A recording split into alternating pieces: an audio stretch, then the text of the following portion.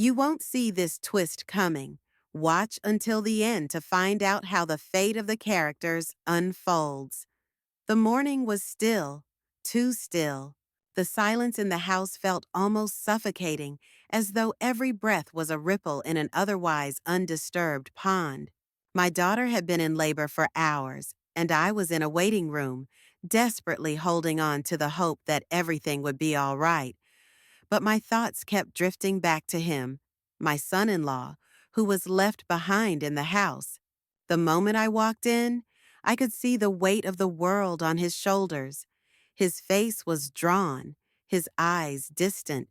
He wasn't crying. He wasn't pacing. He wasn't anything, really.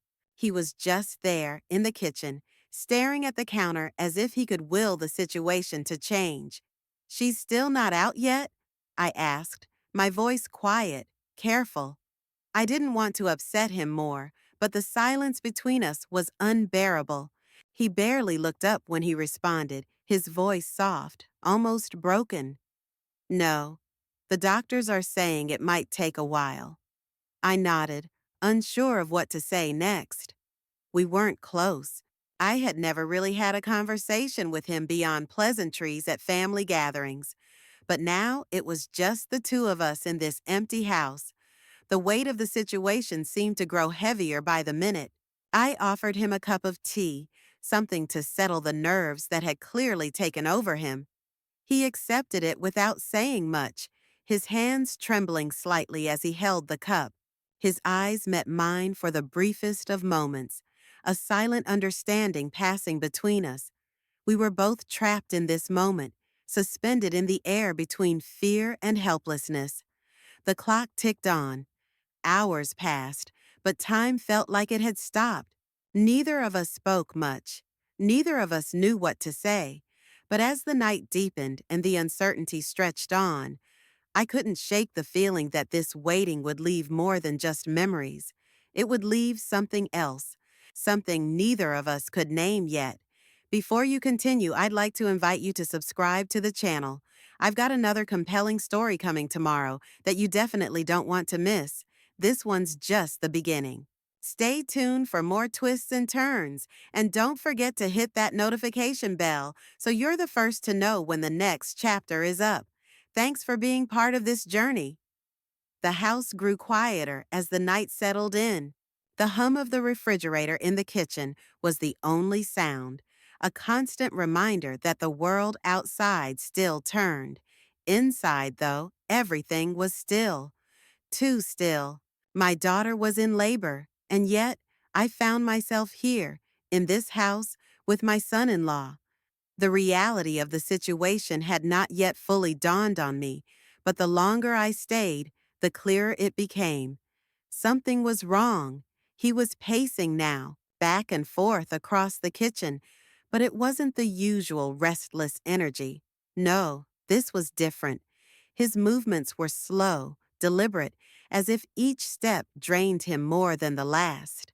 He kept glancing at his phone, waiting for a call from the hospital, but none came. I watched him from the doorway, unsure of what to say, unsure of how to help. He wasn't the type of man who asked for help. He never had been. But there he was, looking so small and fragile, his facade cracking under the pressure. "You know, it's okay to be scared," I said quietly, stepping into the room. I didn't know why I said it. Maybe because I needed him to acknowledge what was happening, or maybe because I needed him to know that it was okay to be vulnerable. He looked at me then, really looked at me, and for the first time I saw it in his eyes. Fear. Fear of the unknown, fear of failure, of not being enough. He was terrified, and in that moment it felt like the whole world was on his shoulders. My daughter's life, the baby's life, his own. "I don't know if I can do this," he said, his voice breaking barely above a whisper. The admission hung in the air, heavy and thick, and I knew that it wasn't just about the birth anymore. It was about everything that led him here, everything he'd been hiding from, everything that had been eating at him for years.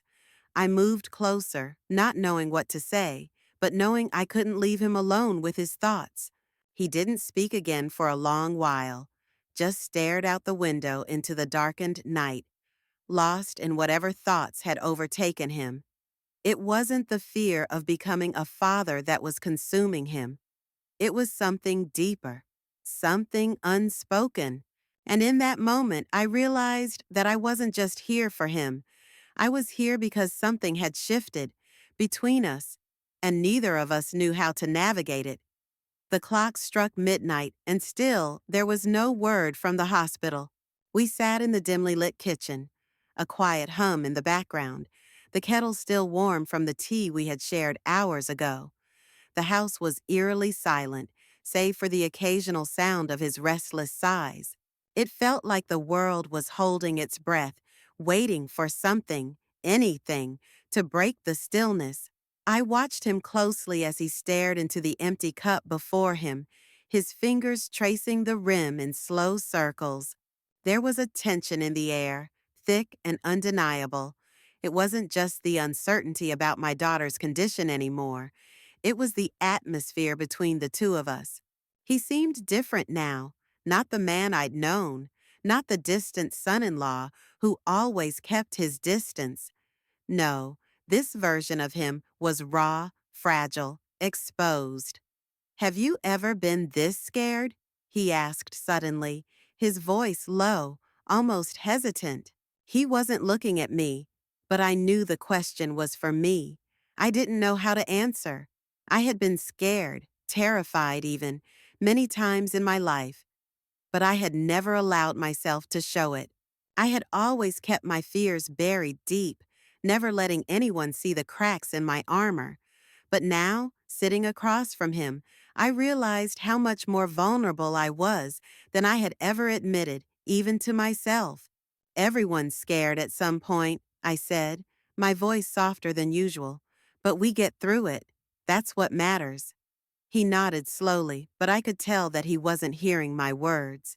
He was lost in his own mind, trapped in a maze of fear and regret. I could feel the weight of the silence between us, pressing down on me. I wanted to say something, anything, to ease the tension, to make him feel better. But the truth was, I didn't know how. Then, in the silence, he did something unexpected. He stood up and walked over to the counter, his movements slow but purposeful. For a moment, I thought he was just going to make more tea, but instead, he reached for the photo album on the shelf, the one my daughter had put together over the years, filled with memories of family vacations, birthdays, and special moments. He opened it without a word, turning the pages slowly, lost in the images. I stood up and walked over to him, standing just behind him. We didn't speak. There was no need for words now. But as I looked over his shoulder at the pictures, I saw something I hadn't noticed before. In every single one, my daughter's smile was brighter when he was by her side. And I realized, in that instant, that my daughter's happiness was as fragile as his. They had been through so much together, and yet, somehow, this night was tearing them apart. The boundaries that had once existed between us, those of family, of roles, of distance, were starting to blur. And I didn't know if it was because of the stress of the night or something deeper that had always been there. But I could feel it, the change, and I couldn't ignore it. I'll take a short pause. Let me know in the comments where you're listening from and if you've ever gone through something similar. I'd love to read your stories. And if you'd like to hear more, don't forget to subscribe.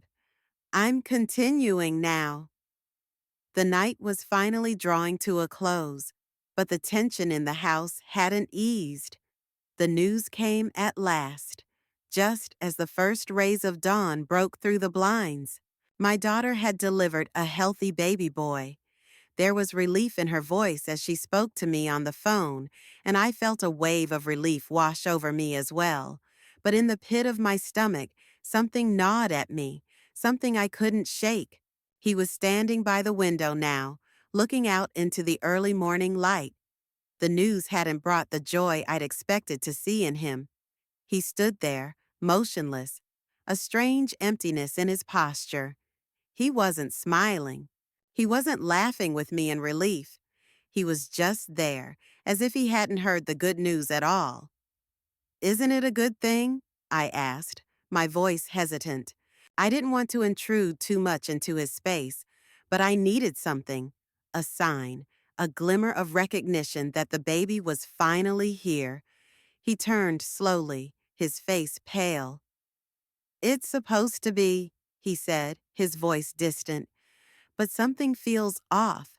It's like I'm not really here, like I've been standing outside myself this whole time." I didn't know how to respond.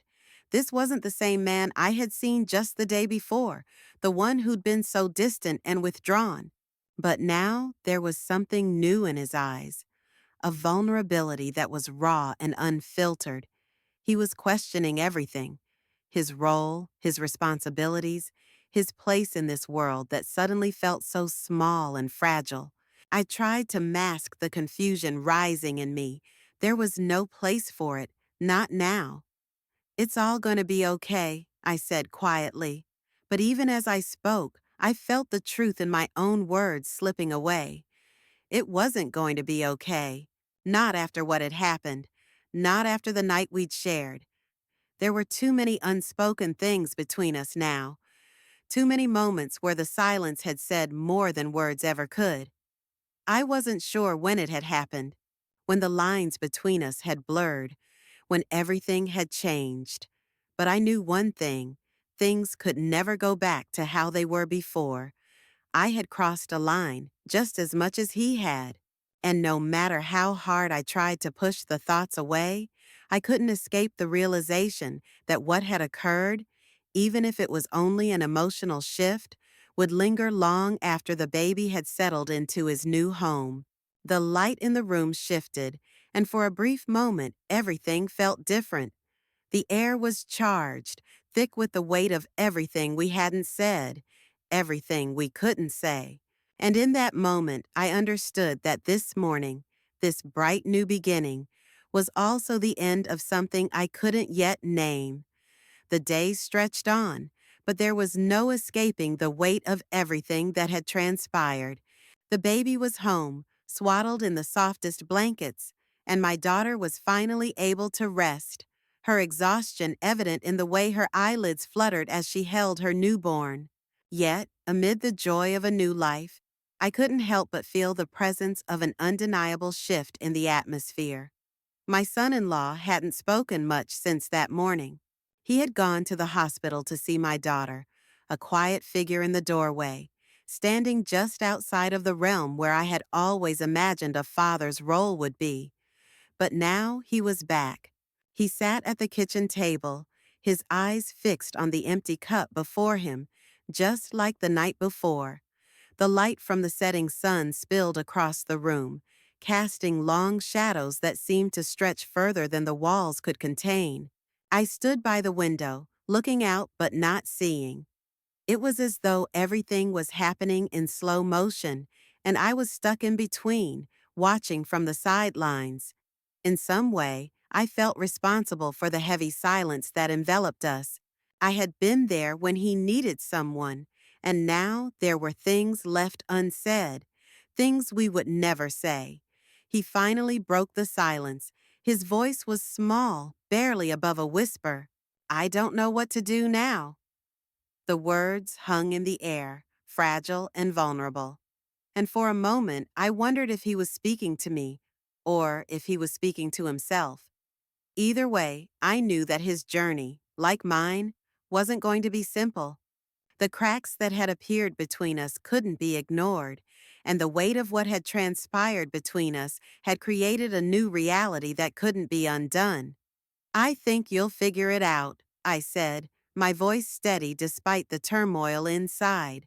I couldn't tell him that everything would be okay, because I didn't believe it. But I also couldn't tell him the truth, that things would never go back to the way they were. I walked over to him and placed my hand on his shoulder, an unexpected gesture of comfort. We both sat in silence. the only sound being the soft hum of the baby's lullaby playing from the nursery. I knew that life would move forward. The baby would grow, my daughter would find her way, and perhaps so would he. But for us, for me, there would always be a space where the past lingered. The unspoken, the unresolved, the things we chose to ignore because facing them would have been too much. In the quiet of that moment, I realized that not all endings are clean. Some are messy, some are painful, and some are wrapped in silence. But even in silence, there is room for growth. And that, perhaps, is where we find our way back, not to the past, but to the future.